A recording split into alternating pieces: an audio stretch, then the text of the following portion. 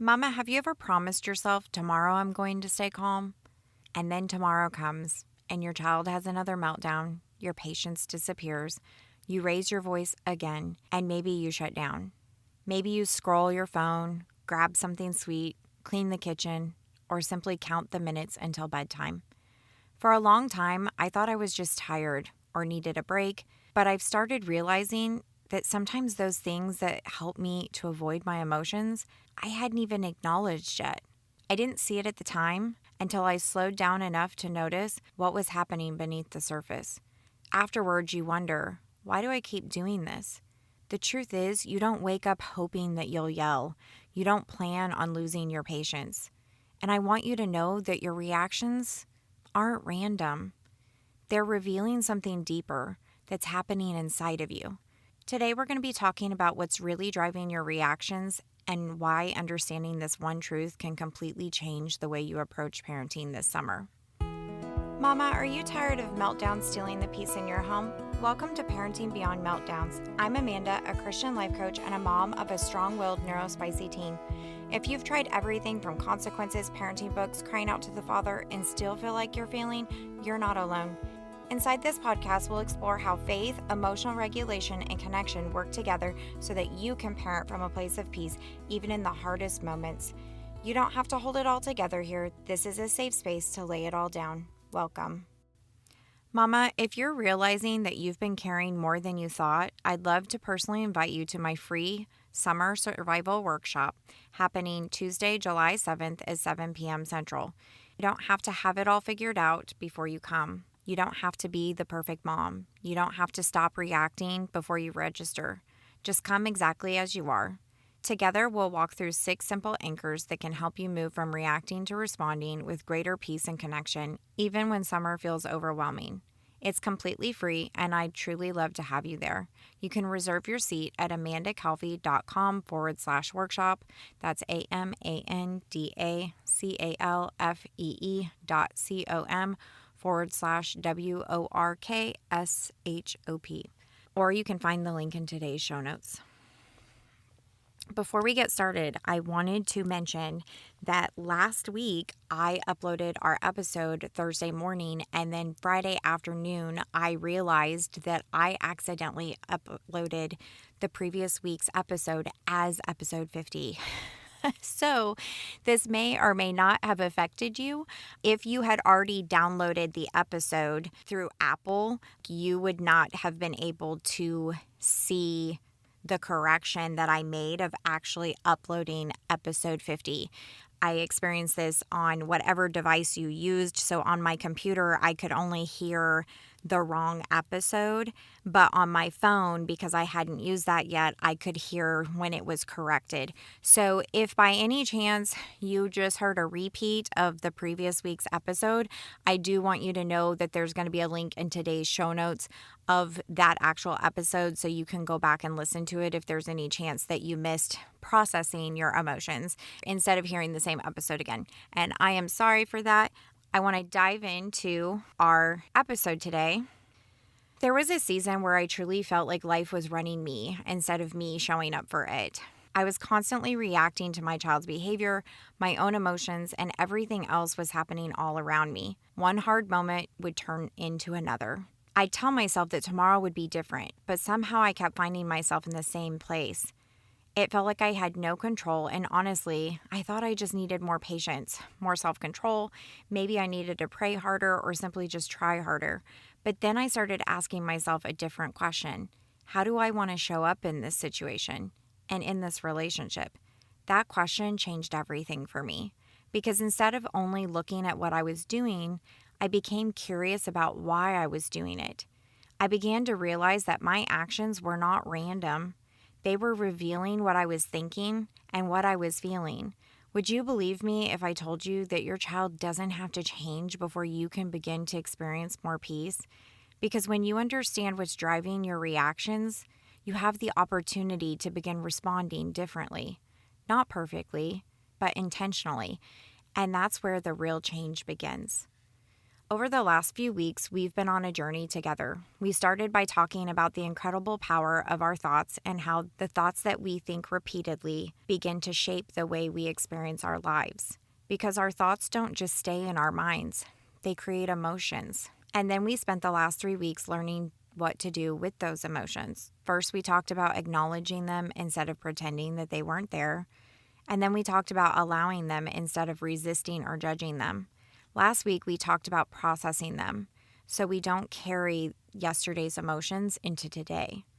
Today, I want to connect all of those pieces together because our emotions don't simply sit quietly inside of us. They move us, they influence what we do, and sometimes what we don't do. Our emotions become the driving force behind our actions. And once I understood that, so many things in my own life finally started to make sense. Think about it.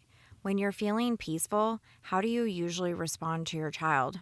Your voice is softer, you're more patient, you listen longer, you have space to stay curious. Now think about the last time you felt overwhelmed, maybe anxious, frustrated, discouraged.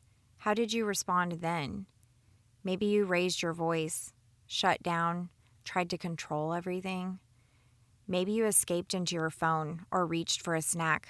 Or if you're like me, cleaned the whole house because somehow folding laundry felt easier than feeling what I was feeling in that moment.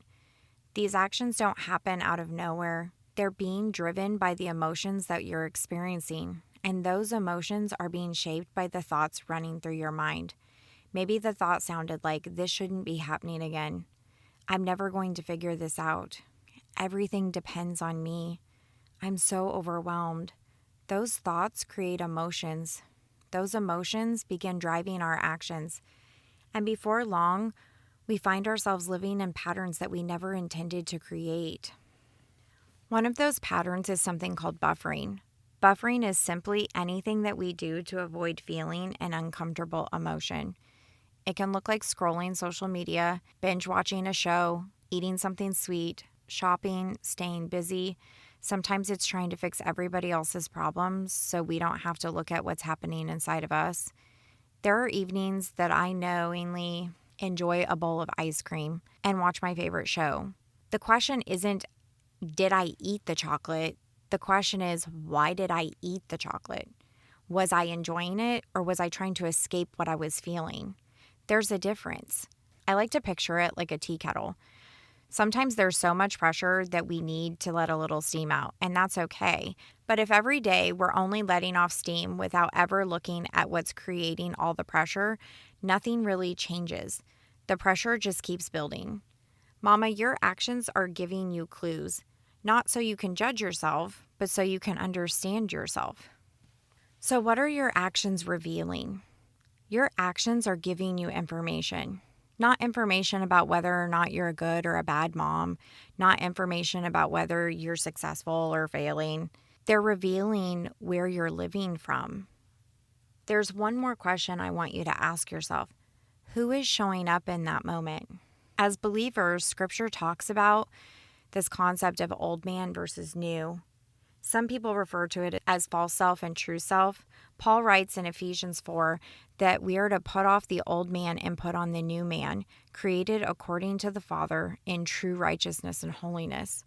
The old man is the part of us that learned to survive.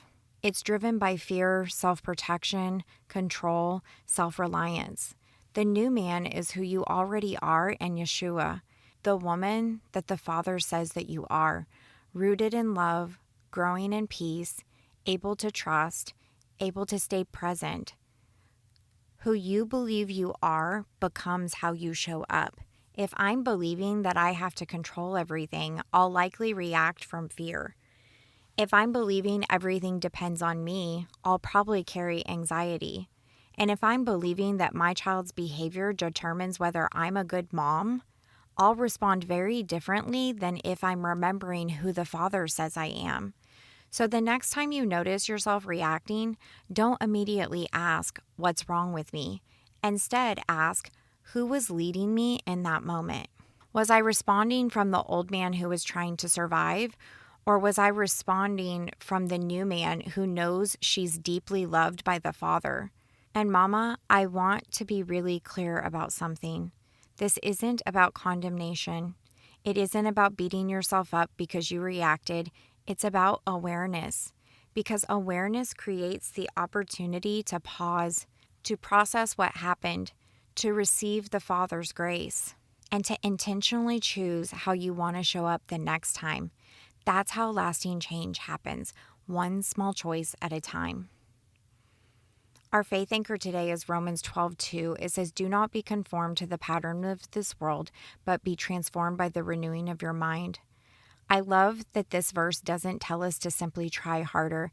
It invites us to be transformed. That's exactly what we've been talking about throughout this series. As we begin renewing our minds with God's truth, our thoughts begin to change. As our thoughts change, our emotions begin to change. As our emotions change, the way we show up begins to change too.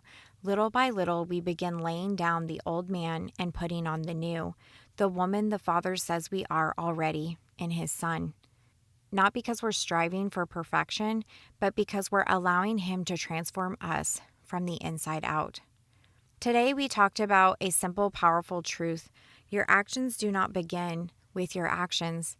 They're being driven by your emotions, and your emotions are being shaped by the thoughts you're believing. When we slow down long enough to acknowledge, allow, and process our emotions instead of buffering or reacting from them, we stop living on autopilot. We begin responding with greater intention, greater compassion, and greater peace. And as we grow in awareness, we have the opportunity to lay down the old man and intentionally walk in the new man, the woman the Father says that you are in His Son. Not overnight, but one choice at a time. Our micro shift this week, I want you to become curious. The next time you notice yourself reacting, pause. Instead of asking, "Why did I do that?" I want you to ask yourself, "What was I feeling?" And then get curious and ask yourself, what thought created that feeling? As you begin noticing the thoughts, emotions, and actions that are showing up, ask yourself one more question. Was I responding from my old man or from the new man? Not to condemn yourself, not to shame yourself, simply to become aware. Because awareness gives you the opportunity to choose, to process what happened with compassion, to receive the Father's grace, and then simply ask, how do I want to show up next time? One small choice, one moment of awareness, one opportunity to walk a little more fully in who the Father says you already are. Mama, if you've been listening to these last few episodes and thinking this is exactly where I am, I'd love to personally invite you to my free workshop, Stuck in Survival Mode this summer, How to Stop Reacting and Rebuild Connection with Your Child. Together, we'll walk through 6 simple anchors that will help you move from reacting to responding with greater peace and connection, even when emotions are running high. If you're tired of ending the day wishing you had handled things differently, if you're longing for more peace, more confidence, and more connection with your child, I truly believe that this workshop will encourage you and give you practical tools that you can use right away. You can save your spot at amandacalfee.com/workshop. That's amandacalfee.com/workshop. You can also find the link in today's show notes. I'd love to see you there. Hey, sweet mama, I hope you loved today's episode. Can you do me a favor? If this episode spoke to your heart, would you take 30 seconds and share it with a mama in your life who needs to know they are not alone? Also, would you leave a quick review on Apple Podcasts for me? It blesses my heart to know that this show is giving you hope in hard moments. All right, I'm off to grab some protein because love and grace flows easier when you're not just running on fumes and coffee. I'll meet you back here next week for another honest and hope-filled conversation. In the meantime, Mama, stay rooted in faith and anchored in love.